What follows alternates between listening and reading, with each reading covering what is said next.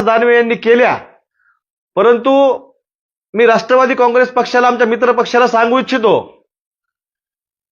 जर या गटामध्ये एमआयएम सारखा जातीवादी पक्षाचा प्रतिनिधी असेल तर आम्हाला शिवसेनेला गटातून बाहेर पडण्याची परवानगी द्या, आम्ही तुम्हाला बाहेरून पाठिंबा देऊ, परंतु या जातीवादी एमआयएम सोबत आम्ही गटामध्ये राहू शकत नाही. मात्र गट तयार करत असताना हे अगोदर तुम्हाला सांगितलं गेलं नव्हतं का? आणि ज्यावेळेस गट हा रजिस्टर करत असताना जिल्हाधिकारी कार्यालयामध्ये पत्र दिलं गेलं होतं, त्याच्यावरती तुमच्या नगर सेवकांच्या सह्या आहेत. मी या ठिकाणी तुम्हाला दाखवतो, हे सभेचा वृत्तांत. या ठिकाणी नगरसेवकाची नावं आहेत आणि त्यांच्या सह्या आहेत, परंतु या ठिकाणी नगरसेवकांच्या पुढे त्याच्या पक्षाचा उल्लेख केला नसल्यामुळं आमच्या त्या लोकांच्या आमच्या नगरसेवकांच्या आणि पदाधिकाऱ्यांच्या निदर्शनास ही बाब त्यावेळेला आली नाही. परंतु आता ही बाब आमच्या निदर्शनास आल्यानंतर आम्ही शिवसेना म्हणून या ठिकाणी एमआयएम सारख्या जातीवादी पक्षासोबत या गटामध्ये एकत्रित काम करू शकत नाही.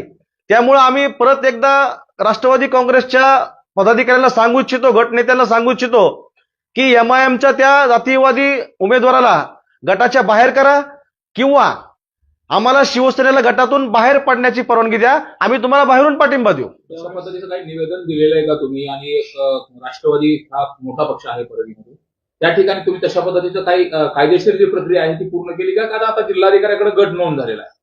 हा, या ठिकाणी आम्ही पक्ष पातळीवरून आम्हाला ज्या सूचना आल्यात त्या पद्धतीनं आम्ही जिल्हाधिकाऱ्यांची सोमवारी भेट घेणार आहोत.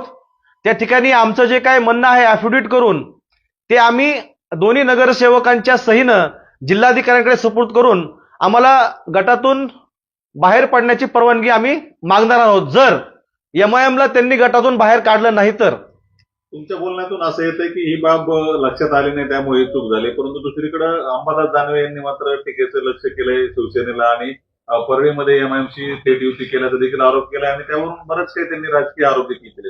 आता बघा, ह्याच्यामध्ये साधारण समजणे इतकी गोष्ट आहे की राष्ट्रवादी हा सर्वात मोठा पक्ष आहे परळीमध्ये, 16 नगरसेवक त्यांचे आहेत, त्यानंतर भाजपचा 2 नंबरला आहे, शिवसेनेचे 2 नगरसेवक आहेत, म्हणजे अर्थातच गटनेता हा राष्ट्रवादीचा होणार. एवढी साधी गोष्ट अंबादास दानवे सारख्या विरोधी पक्षनेता राहिलेल्या माणसाला जर कळत नसेल तर ही दुर्दैवाची बाब आहे. मला वाटतं त्यांनी डोकं तपासून घ्यावं. मात्र गटनेता जर बघितला तर भाजपचा गटनेता वेगळा आहे, त्यानंतर तिथं राष्ट्रवादीचा जो गटनेता तयार केला तर त्याच्यामध्ये तुम्ही सहभागी झालात, त्यामध्ये अपक्ष देखील काही आहेत. मात्र हे सगळं होत असताना एमआयएम तुमच्या सोबत येणार आहे असं तुम्हाला माहित नव्हतं का? आणि नेमकं अंधारात ठेवलं कोणी? नक्कीच या ठिकाणी एमआयएमला त्या गटामध्ये घेतलं गेलं याची पूर्वकल्पना आम्हाला शिवसेना म्हणून दिली गेली नव्हती.